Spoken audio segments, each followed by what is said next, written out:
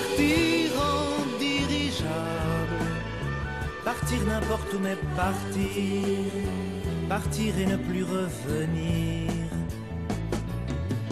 Partir, partir dans les étoiles. Bon là, on va rester en France, on va pas partir bien loin. Hier, on était du côté des dentelles de Montmirail.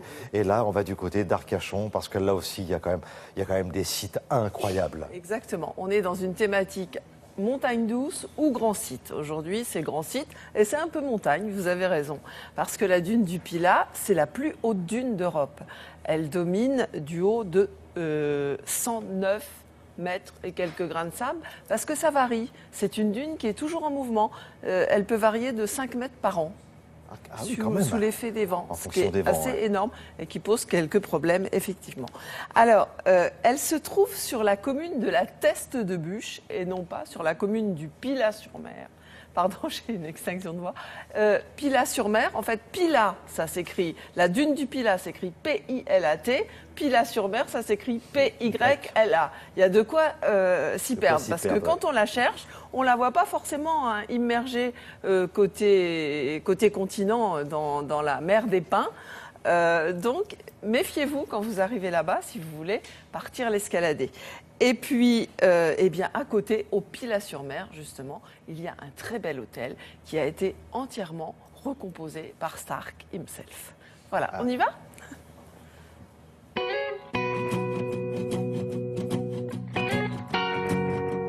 Face au banc d'Arguin, il y a pire comme vue. Elle a séduit William, ancien international du 15 de France, et son épouse Sophie. Et puis Philippe Stark, venu en voisin depuis le Cap Ferré.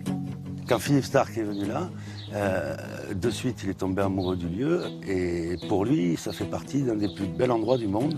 Alors ils ont donné carte blanche au designer qui a décidé que le paysage aurait le rôle principal. On a voulu rester typiquement dans l'architecture locale du bassin. Donc il y a des clins d'œil au Cap Ferré avec le village de l'Air, le village ostréicole, la piscine qui est comme un parc ostréicole, les petits bois qui tiennent les dunes, c'est typiquement de la dune du Pilat. L'accueil actuel, c'était la salle de restaurant de 1940. C'est les mêmes carreaux, c'est les mêmes fraises, c'est le même bois. Et après, on a simplement adapté la salle de restaurant. Pour nous, c'est une cabane de pêcheurs de 2010, quoi, voilà. Blanches et épurées, les chambres laissent pénétrer les lumières du bassin. On y retrouve tous les codes de Stark. Il voulait des premières chambres toutes blanches et très lumineuses, mais tout en restant dans la maison basque-hollandaise d'origine. Et la seconde partie, où il voulait implanter en fait un village ostréicole au pied de la dune, avec des chambres complètement ouvertes. Il voulait qu'on rentre et qu'on ne voit que la mer et que le banc d'Arguin. Mais la véritable star, la voilà. C'est la dune du Pilat. Mensuration, 109 mètres de haut, 500 mètres de large, 2700 mètres de long. D'un côté, un océan de vert, de l'autre, un océan de bleu. Au milieu, un formidable château de sable. La dune du Pilat, qui est la plus haute dune d'Europe, est née de la superposition de deux systèmes dunaires. C'est aussi une dune mobile qui avance de 4 à 5 mètres par an. C'est aussi une de ses particularités. La dune représente à peu près 10% du périmètre du site classé. Quand nous sommes au sommet de la dune, on découvre à perte de vue le massif forestier. Comme tous les grands sites de France, la dune du Pilat est un lieu vivant, donc fragile. La dune est le site le plus visité d'Aquitaine, avec plus d'1,5 million de visiteurs.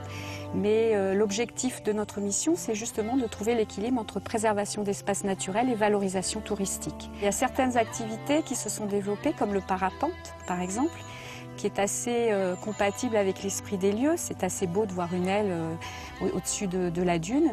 Et nous travaillons justement pour pouvoir maintenir cette activité sur le site, mais en maîtrisant son développement pour que ce ne soit pas incompatible avec la préservation de ces espaces. La dune vit, la dune vibre. La dune possède sa part d'histoire qui peu à peu s'efface au rythme du vent et des courants. Pour Pour évaluer l'avancée du nerf, il y a de bons repères, ce sont les blocos que l'on trouve sur la plage. Alors, ces blocos datent de la Seconde Guerre mondiale. À l'époque, ils ont été construits au sommet de la dune et aujourd'hui, la plupart sont sur la plage ou même dans l'eau. Donc ça montre bien l'évolution de la dune qui progressivement avance vers l'est. Il y a 2 siècles, la dune du Pilat n'existait pas. Dans un siècle sans doute, elle se sera évaporée. Si vous allez par là, vous verrez un paysage incroyable. Hein, un C'est ce qu'on appelle panorama. presque une dune éphémère. Et si vous voulez vous faire les mollets, Ah ben, alors là, je peux témoigner, ça n'intéressera pas grand monde, mais je peux vous dire que j'ai escaladé, on va dire, la dune du Pilat, pas par l'escalier, hein, ouais. par le sable. Ça paraît facile hein, comme ça. Et puis on a toujours envie d'y aller. Hein. Ben, on se peut dit, plus faire oh, finalement, demi-tour. elle n'est pas si haute que ça. Oui, Une oui, fois, oui. puis alors, une fois que ça descend, alors après, ça c'est le paradis. C'est le paradis. C'est un grand château de sable. Amusez-vous bien. Bon, alors